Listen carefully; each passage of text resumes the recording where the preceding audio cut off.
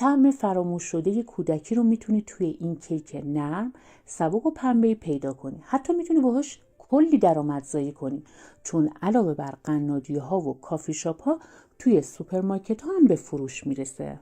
7 دونه تخم مرغ احتیاج داریم که بهتره دونه درشت باشه. اگر تخم مرغی که استفاده کردید ریز بود، 8 دونه در نظر میگیریم. میریزین توی پاتیل دستگاه و بهش 375 گرم شکر اضافه میکنید که بهتره شکر دونه ریز باشه. سری بالونی یا تخم مرغ رو بهش وصل میکنید. با دستگاه همش میزنید تا زمانی که کاملا کشدار و سفید بشه و شکر داخل تخم مرغ حل بشه. اگه این مرحله رو با حوصله و دقت انجام بدین، پف کیکتون عالی میشه، نرم و سبک میشه، پنبه‌ای میشه. چون قرار هجین بشن، پس بهتره تخم مرغ‌ها خنک باشن، سرد یخچالی باشن. توی این فاصله مواد خشک رو با هم ملک میکنید. آرد داریم، آرد سفید قنادی یا همون آرد سسف، آرد نول به میزان 470 گرم که بهش 45 گرم شیر خشک قنادی، شیر خشکی که شیرینه، مخصوص قنادی، شیر خشک شور برای غذاست، شیرین برای قنادی. توی تمام لوازم قنادی هم موجود، بهش اضافه میکنید. 2 قاشق مربا خوری بهش بیکینگ پودر اضافه میکنید. 1 تور الکش میکنید.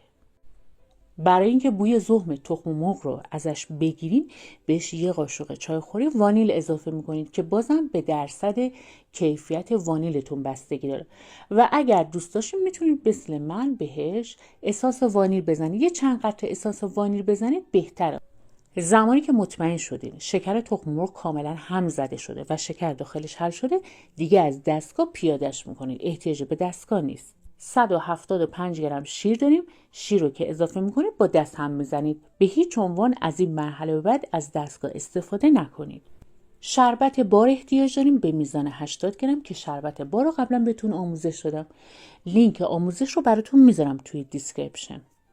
میتونید جایگزینش از عسل استفاده کنید. اگر عسلتون صفر بود، یه مقدار با آب رقیق کنید و ازش استفاده کنید. یه مقدار به صورت دستی همش میزنید تا کاملا ترکیب بشن. پودر نارگیل به میزان 50 گرم رو بهش اضافه میکنید که بهتره پودر نارگیلی که استفاده میکنید چرب باشه، چون پودر نارگیل خشک رو فقط برای دیزاین روی کار استفاده میشه. و بعد از اون مواد خشک رو بهش اضافه میکنید. دوباره به صورت دستی همش میزنید تا جای هم بزنید که هیچ گلوله‌ای از آرد داخلش باقی نمونه. در آخرین مرحله بهش روغن مایع اضافه میکنید به میزان 175 گرم. خیلی از دوستان میپرسن چرا روغن مایع رو آخر اضافه میکنید. اگه دقت کنید تمام کیک هایی که بهتون آموزش میدم فوق العاده نرم و سبک و پنبه‌ایه. برای اینکه بافت کیکمون تسمه نشه، بهتره روغن مایع رو آخر اضافه کنید. توی کارگاه به این شکله. همیش میزنید تا روغن جذبش بشه، ولی زیاد هم نمیزنید. در حد مخلوط شدن کافیه.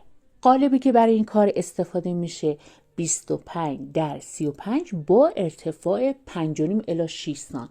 حتما باید قالبتون ارتفاع دار باشه.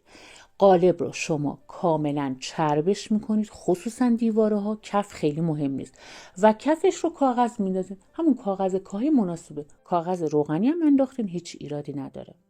خمیر کیک رو میریزین داخلش، به همه قسمت ها میریسونید و صافش میکنید.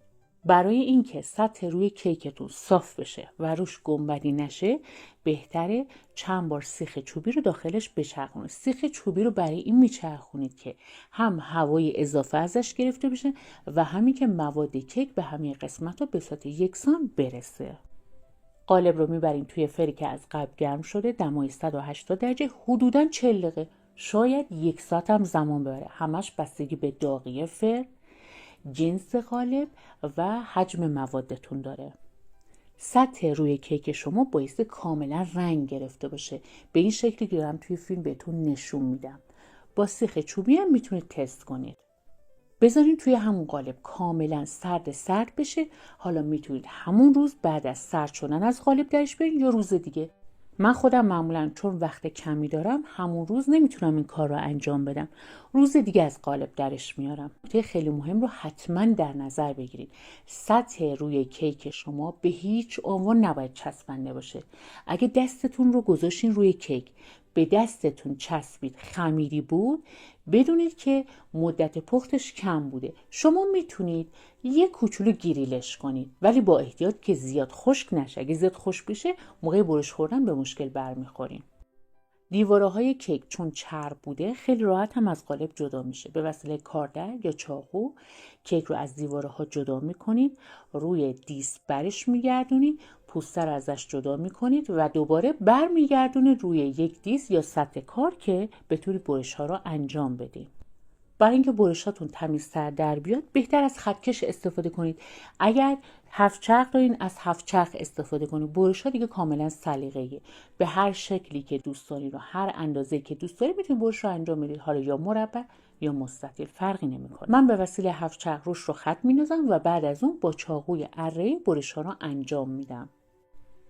اینم از کیک فوق‌العاده نرم و پنبه‌ای. قبل از اینکه به شربت بدیم پیشنهاد میکنم حتما امتحانش کنید. کیک ها رو که بریش دادین روش رو دوباره یه دیزاین یا روکاری خیلی ساده انجام میدین. میتونید روش رو با برش شربت بار بزنید یا به صورت دستی شربت بار بپاشین. ببینید شربت باری که استفاده میکنید نباید صفر باشه. الان من توی این وسیله که ریختم یه مقدار صفر بود، یه مقدار با آب شلش کردم که راحت روش ریخته بشه. خیلی صفر باشه جذبش نمیشه. دیزاین یا همون روکاریش تقریبا مثل کیک سولی و کیک نارگیلی کافی شاپی که قبلا بهتون آموزش دادم هستش که لینکش رو حتما توی دیسکریپشن براتون قرار میدم. شربت بار رو میتونید حذفش کنید، ولی اگه بزنید خوشمزه تر میشه، موندگاریش هم بیشتر میشه. شربت بار رو نخواستین بزنید میتونید از عسل استفاده کنید، یکم روونش کنید و استفاده کنید. میزانش هم دیگه کاملا سلیقه‌ای، ولی در حدی بریزین که زمانی پودر نارگیل رو میریزین بهش بچسبه. یه مقدار خیلی کمی هم برای روکاریش از پودر نارگیل استفاده میکنید که من خودم معمولا از پودر نارگیل چرب استفاده میکنم که هم عطر و بو داشته باشه و هم طعم بهتری به کیکتون بده. برای نگهداریش حتما بزنید توی ظرف دبرا. توی قنادی یا کافی شاپ، آب میوه فروشی‌ها یا سوپرمارکت‌ها حتما دیدین روش رو نایلون کشیدن.